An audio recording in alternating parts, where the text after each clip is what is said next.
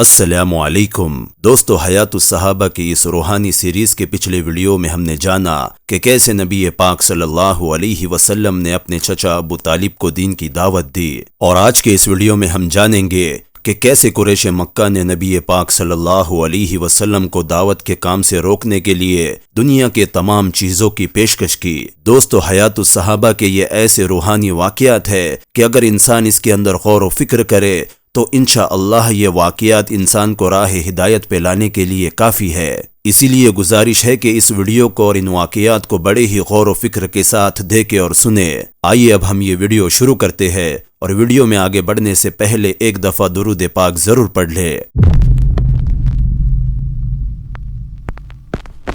حیات الصحابہ جلد اول، مضمون نبی پاک صلی اللہ علیہ وسلم کو دعوت سے روکنے کی کوشش۔ بسم اللہ الرحمن الرحیم۔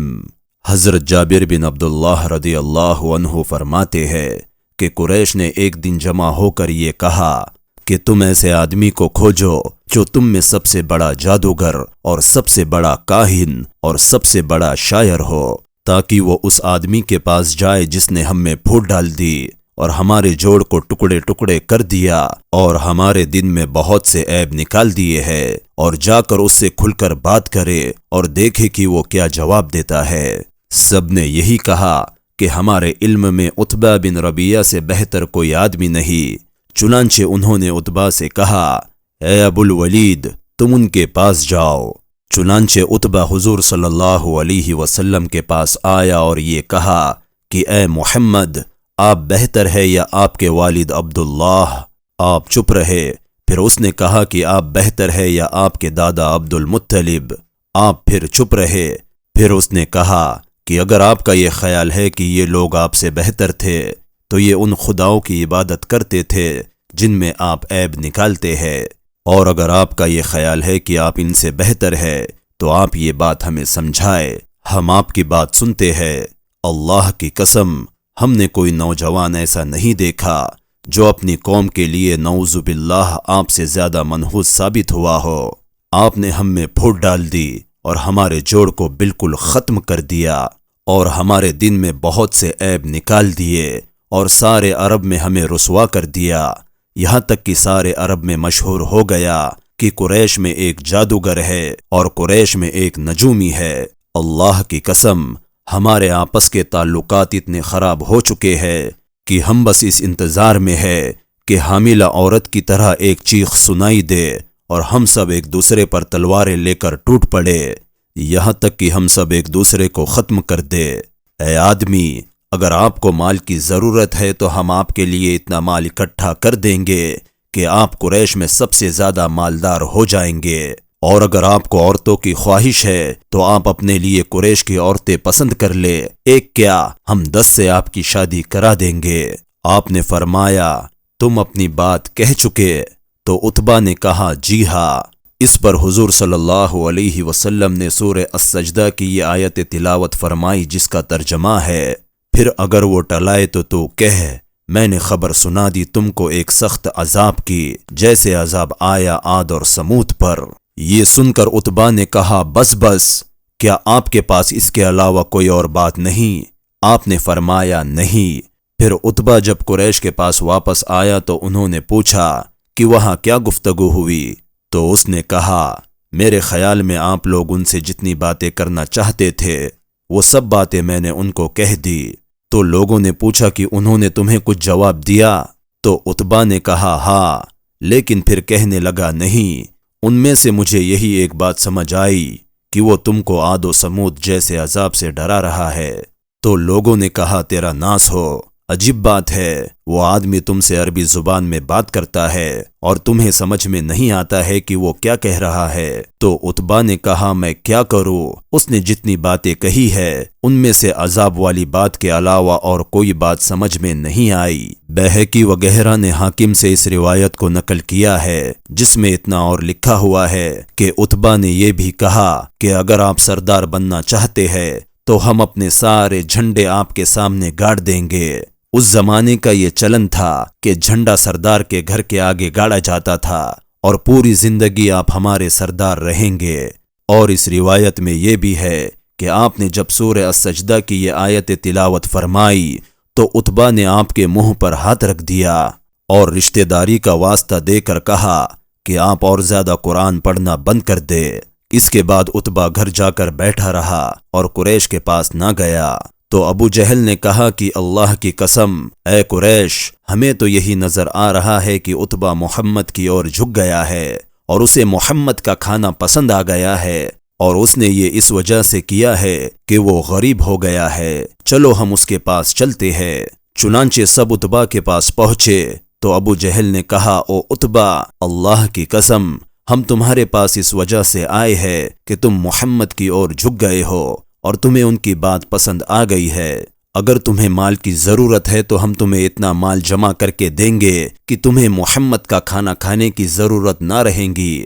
اس پر عتبہ بگڑ گیا اور اس نے خدا کی قسم کھا کر کہا کہ وہ محمد سے کبھی بات نہیں کرے گا، اور کہا کہ تم لوگوں کو اچھی طرح معلوم ہے کہ میں قریش کے سب سے زیادہ مالدار لوگوں میں سے ہوں، لیکن بات یہ ہے کہ میں محمد کے پاس گیا تھا۔ پھر عتبہ نے پوری بات تفصیل سے بتائی اور کہا اللہ کی قسم محمد نے میری بات کا ایسا جواب دیا جو نہ جادو ہے، نہ شاعری اور نہ کہانت ہے، اور محمد نے یہ آیتیں پڑھ کر سنائی۔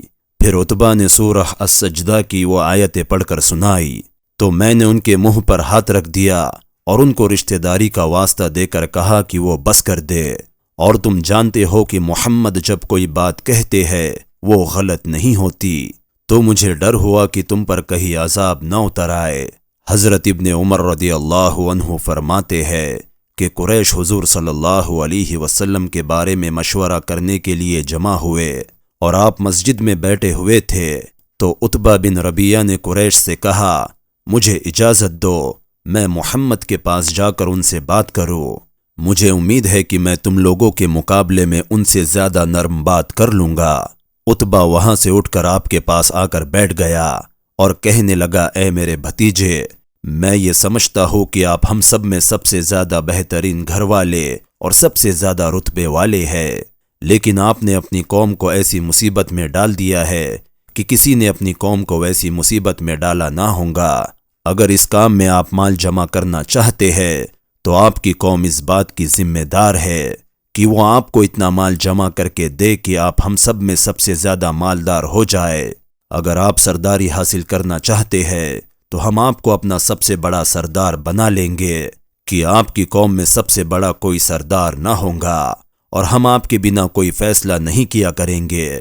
اور اگر یہ سب کچھ جنات کے ایسے اثر کی وجہ سے ہے جسے آپ اپنے سے خود ختم نہیں کر سکتے ہیں، تو جب تک آپ اس کو اور زیادہ علاج میں مجبور نہیں قرار دیں گے ہم آپ کا علاج کرنے کے لیے اپنے خزانے خرچ کرتے رہیں گے، اور اگر آپ بادشاہ بننا چاہتے ہیں تو ہم آپ کو اپنا بادشاہ بنا لیتے ہیں۔ آپ نے فرمایا اے ابو الولید تم اپنی بات پوری کر چکے۔ عتبہ نے کہا جی ہاں۔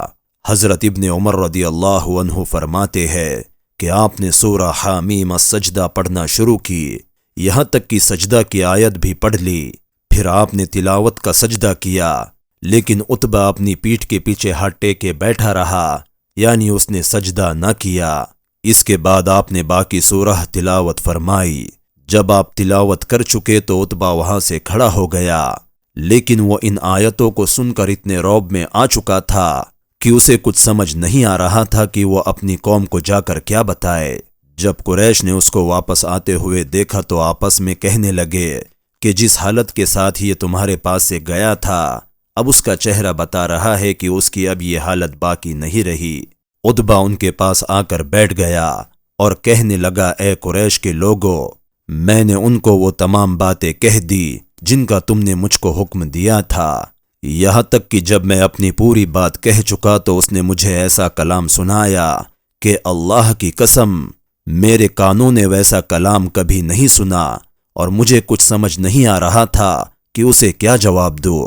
اے قریش، آج تم میری بات مان لو، آگے چاہے نہ ماننا، اس آدمی کو اپنے حال پر چھوڑ دو اور اس سے الگ تھلگ رہو، کیونکہ اللہ کی قسم وہ جس کام پر لگے ہوئے ہے وہ اسے چھوڑنے والے نہیں ہے۔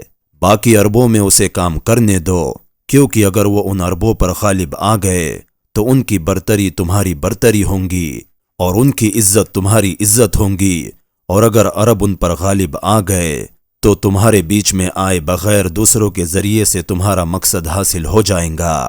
اس پر قریش نے کہا کہ ایسا معلوم ہوتا ہے اے ابو الولید کہ تم بھی بے دین ہو گئے ہو۔ تو دوستو، یہ تھا نبی پاک صلی اللہ علیہ وسلم کو دعوت کے کام سے روکنے کا سارا واقعہ۔ امید کرتا ہوں کہ آپ نے یہ سارا واقعہ بڑے ہی غور و فکر کے ساتھ سنا ہوگا۔